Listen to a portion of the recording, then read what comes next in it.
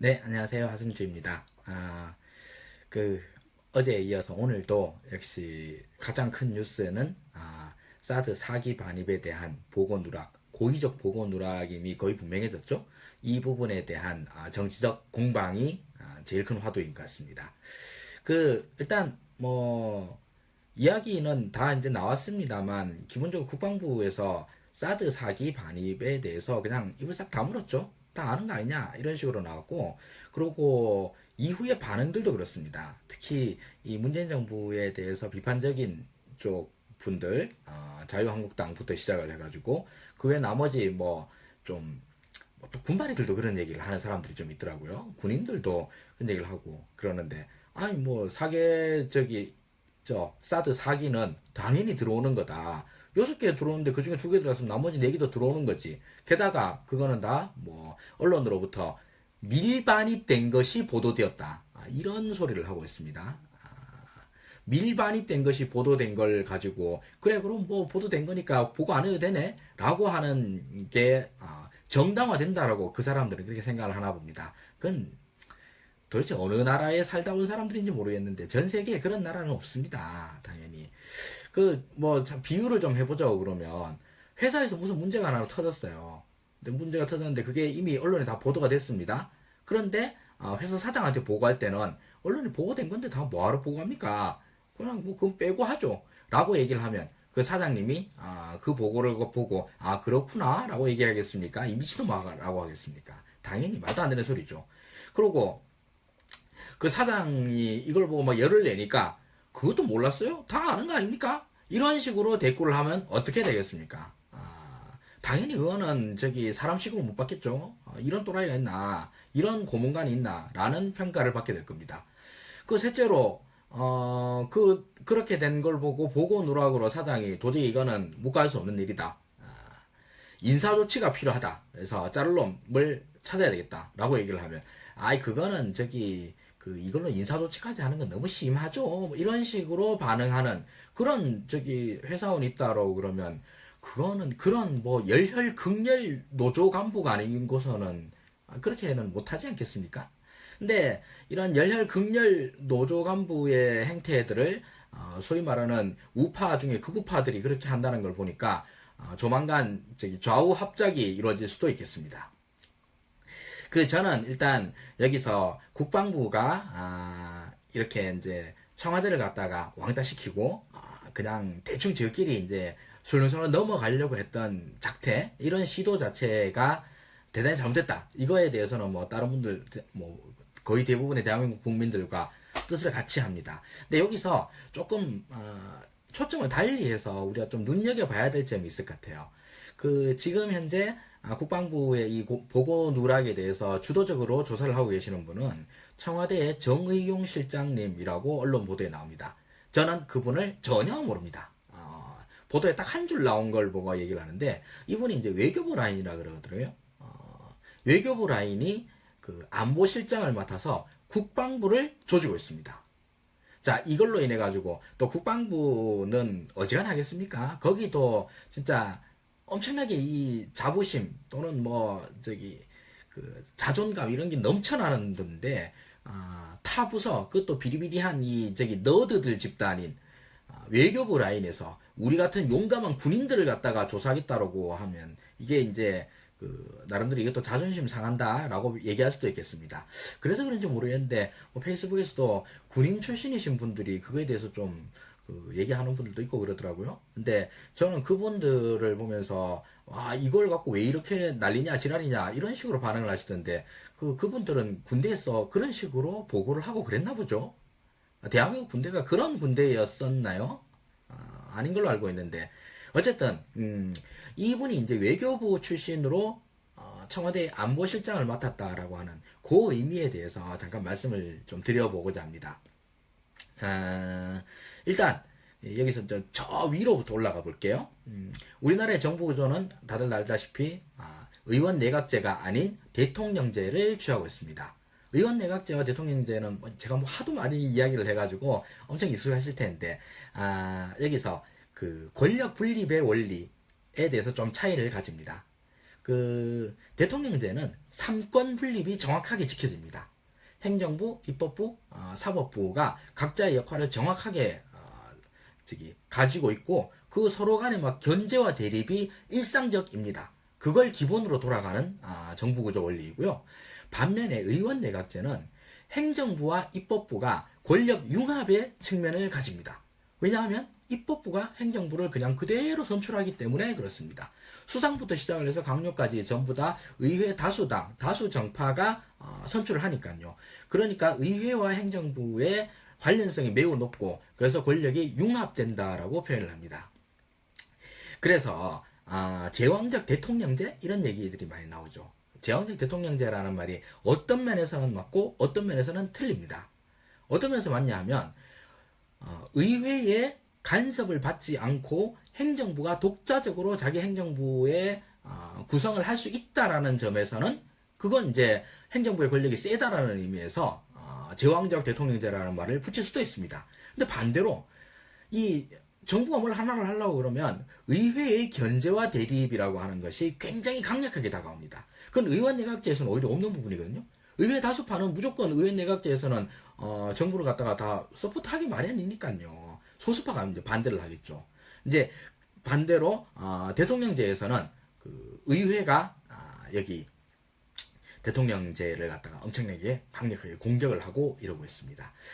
이거와 관련된 여러 가지 이제 이야기들이 많습니다. 특히 이제 미국 이야기들이 많은데 우리나라도 이제 미국도 우리나라도 둘 다 대통령제니까 미국에 관련된 이야기들이 많습니다.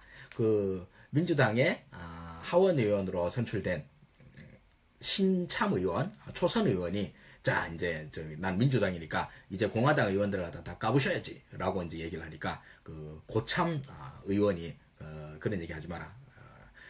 네가 싸워야 될 대상은 공화당이 아니다. 그러니까, 예? 그럼 어딘데요? 그러니까, 두 가지 버전이 있습니다. 네가 싸워야 될 것은 상원이다. 하원이니까 상원이랑 싸워야 된다. 이런 말을 하기도 하고, 네가 싸워야 될 것은 오히려 백악관이다. 이렇게 얘기를 하기도 하고, 뭐 이런 이야기들이 나오고 있습니다. 그만큼 대통령제에서는 권력 분립이 아주 일상화되어 있다라는 말입니다.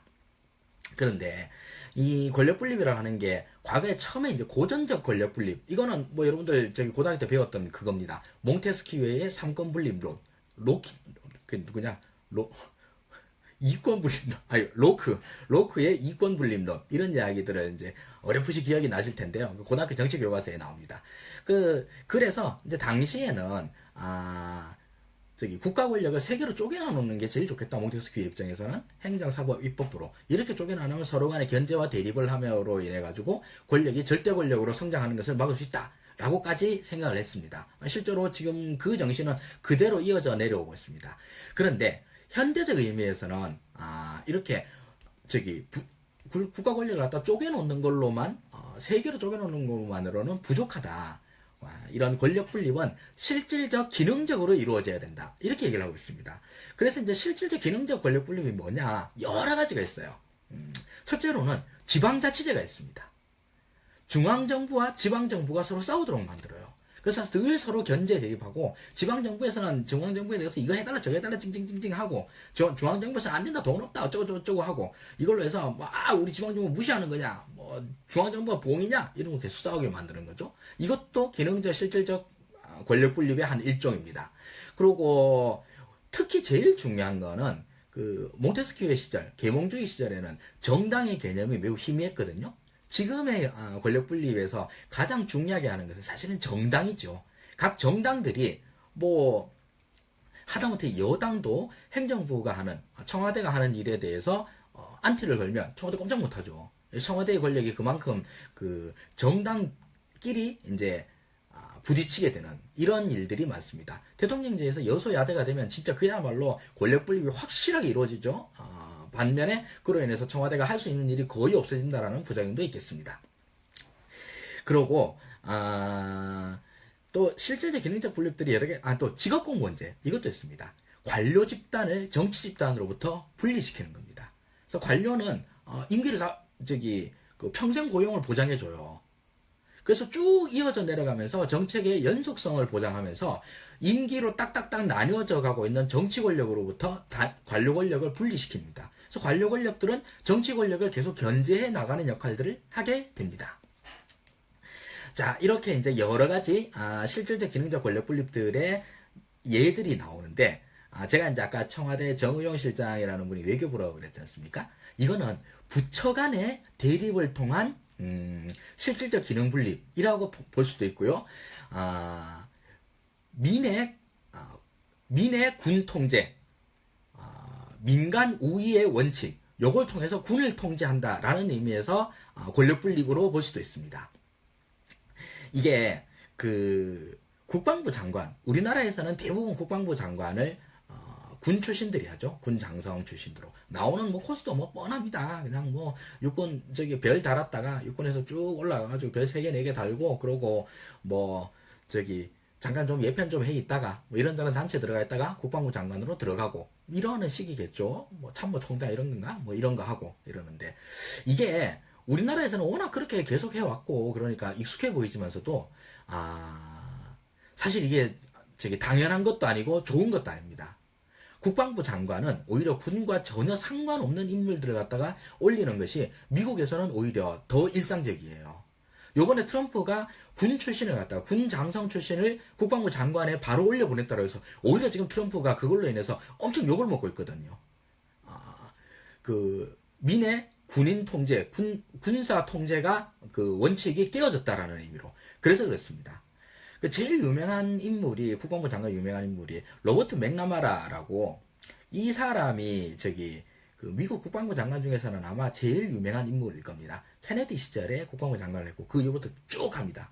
그래서 이제 베트남전까지 계속 국방부 장관을 하는데, 이 사람이 포드사 사장 출신입니다. 일단 그냥 지니어스고요. 어릴 때부터 지니어스라고 소문났었고, 특히 수에 굉장히 밝았고, 그래서 그렇게 엄청나게 숫자 감각이 좋아가지고 이걸 통해서 포드를 위기에 빠진 포드를 쫙 구원해내고, 그리고 사장까지 임명됐는데 임명되고 한 달 있다가 백악관에서 불려왔죠. 국방부 장관 좀 해달라고. 아니 저는 군바리가 아닌데요. 군바리가 아니라서 당신한테 일을 시키는 겁니다. 왜? 오히려 군의 일을 갖다가 적극적으로 어떤 개혁을 한다, 내지는 군을 갖다 통제하려고 그런다 그러면 군 내부의 논리에 익숙하지 않은 사람이 더 낫다라는 거예요. 그래서 포드의 사장 출신으로는 맥나마라가 그 이전에 있었던 군대 내에, 국방부 내에 이런 말도 안 되는 여러 가지 적폐들을 갖다가 대거 청산을 합니다. 이게 뭐냐면 주로 이제 숫자에 걸린 사람이니까 그야말로 계량적으로 접근을 해가지고 예산 낭비 요소를 엄청나게 다 뜯어고쳐요. 그때가 케네디 때니까 60년대 아닙니까? 50년대, 60년대라고 그러면 당연히 냉전이 극도로 치달을 때였었고, 미소 간의 군비 경쟁이 하늘을 찌르듯이 있었던 이런 때입니다. 그래서 별별 말도 안 되는 무기 프로젝트들이 막 난리가 나고, 그걸로 해서 얼마나 심한 예산 낭비가 있었었고, 이러는 건데, 군 출신의 국방부 장관은 오히려 이걸 갖다가 조장하겠죠. 이걸 갖다가 자기 입장에서 자기 살을 갖다가 깎아내는 이런 말을 못한다라는 겁니다. 그래서 민간인들을 갖다가 국방부 장관으로 임명시키는 전례들이 확립되기 시작합니다. 물론 맥나마라 장관이 역사적으로 평가를 받았기로는 진짜 나쁜 놈으로 훨씬 더 많이 평가를 받습니다. 베트남전에 국방부 장관을 했었으니까 오죽하겠습니까? 이 새끼 때문에 진짜 정말로 비인간적인 정치와 전쟁의 세계가 펼쳐져 버렸다, 이런 평가를 엄청나게 많이 받고 있습니다만, 그러나 한편으로는 민의 군인 통제, 군사부 통제라고 하는 측면에서는 맞는 이야기입니다. 우리 지금 앞으로 이제 문재인 정부에서도 새로운 국방부 장관을 군인 출신을 할지 안 할지는 아직은 저도 잘 모르겠습니다. 그러나 민간인 출신을 앉히는 것도 충분히 고려해볼 문제이고, 게다가 청와대 내에서의 안보실장 이런 분들을 갖다가 여태까지 계속 군사 출신으로 배정되어 왔던 부분들을 민간 출신으로 돌려보내는 것은 군의 개혁을 위해서라고 하는 어떤 실용적인 목적뿐만이 아니라도 전반적으로 민간인의 군인 통제라고 하는 이런 실질적 권력 분립의 원칙에도 맞는 이야기라고 볼 수 있을 것 같습니다. 이런 예들이 또 있죠. 노무현 정부 시절에 NSC가 국가안보에 대해서 총괄적인 역할을 했습니다. NSC가 뭐 약단지는 좀 까먹었는데, 아무튼 이게 외교부, 국방부, 통일부 이 세 개 부처를 통합한 겁니다. 그래서 NSC 의장은 대통령이 하고요. 그 NSC에서는 이렇게 세 개 부처, 세 개가 둘 다 외교 안보 통일 분야를 갖다가 관장하는 부서니까 여기에서 각자의 입장에 맞는 의견들을 내라라고 하고 거기서 토론을 벌쳐가지고 제일 최적의 안을 갖다가 도출해내는 것들입니다. 아니 뭐 저기 어떤 외교사안, 특히 뭐 북한에 어떤 도발이 있었다 이런 얘기하면 반응이 어떻겠습니까? 아주 그냥 저는 뭐 실제로 참가해 본 적도 없고 그게 뭔지도 모릅니다만 그냥 그 상상으로 생각을 해본다고 그러면 국방부에서는 즉각 반격해야 됩니다. 군인 입장에서는 당연한 얘기겠죠. 통일부 입장에서는 지금은 저기 일단 북한이 어떤 의도로 했는지 좀 더 알아보고 얘기해 봅시다. 세 번째 의도로는 외교부에서는 외교적 대안들을 한번 찾아봅시다. 이렇게 이제 새 의견들이 나올 거고 지금 현재 제일 맞는 게 무엇인가를 대통령이 결정하게 만드는 이런 것들이겠죠. 자, 이것도 역시 마찬가지로 그런 실질적 권력 분립을 통치 행위 내에서 실현시켜 나가는 과정이라고 볼 수 있을 것 같습니다. 자, 요번에 국방부가 청와대에 대해서 사기를 치려고 그랬죠. 한민국 국방장관 같은 경우는 말도 안 되는 소리를 했죠. 그런 게 있었습니까? 이런 소리를 하죠. 정말 그 한마디가 기존 국방부의 어떤 입장들을 다 쉴드 치려고 하는 분들을 완전히 무장해제시키는 발언이 됐죠. 다 아는 거라며. 근데 현직 국방부 장관이 그런 게 있었습니까? 라고 얘기했다고 그러면 다 아는 게 아니라는 소리 아닙니까?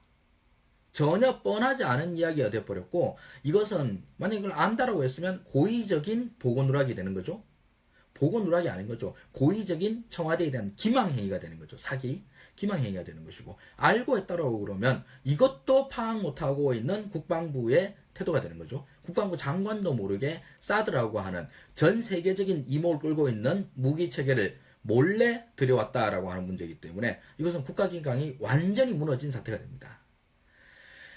청와대에서도 완전 고강도 조사를 하겠다고 그러니까 알아서 잘 하시겠죠. 그럼 제일 궁금한 게 그겁니다. 너 박근혜 때도 이랬냐? 너 박근혜 때도 박근혜 만만하다고 해서 이렇게 맨날 청와대한테 구라치고 사기치고 보고 안 하고 이러고 살았냐? 둘째로 박근혜한테도 그랬으면은 너가 밑에 있는 애들도 그러냐?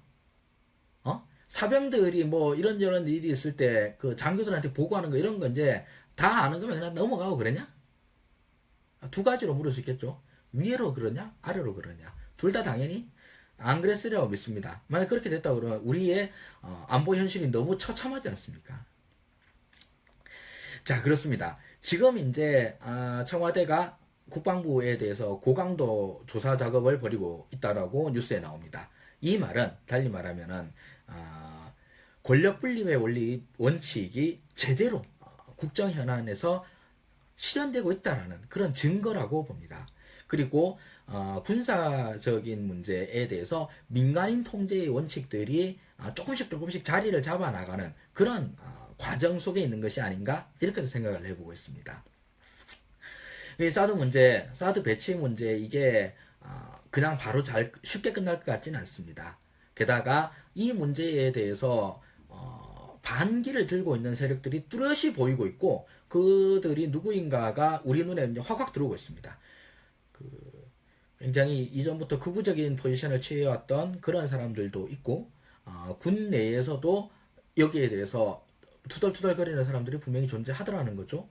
이 부분은 극우적인 집단은 민주주의 원칙에 매우 반하는 그리고 국가의 통치가 매우 위태로워지는 것을 그대로 방조하다라고 하는 그런 굉장히 반국가적인 행태라고 볼 수 있을 것이고 군대 내에서 이런 문제는 군 기강이 매우 해이해졌다라고 하는 이런 문제가 되겠죠. 군 기강의 해이는 청와대가 잡음과 동시에 국민들도 마찬가지로 너가 정말 여태까지 이따위로 해왔냐라고 계속 물으면서 국민들도 그것을 잡아나가는 것이 돼야 될 것 같습니다. 역시 그것도 국민에 의한 국가기관의 통제라고 하는 측면에서 넓은 의미의 권력 분립의 원칙의 하나라고 생각을 합니다. 오늘은 일단 말을 그렇게 한번 만들어 봤습니다. 실질적 권력 분립의 원칙이 현대 정치에서 구현되고 있는 모습 중에 하나로 민간인의 군사 통제라고 하는 측면이 있고 현재 청와대에서 외교부 출신의 정책실장이 국방부 내에서의 군 기강 회의 문제를 갖다가 처리하고 있는 것도 그 큰 연장선상에서 볼 수 있다. 이런 말씀 한번 드렸습니다. 오늘 여기까지 하겠습니다. 고맙습니다.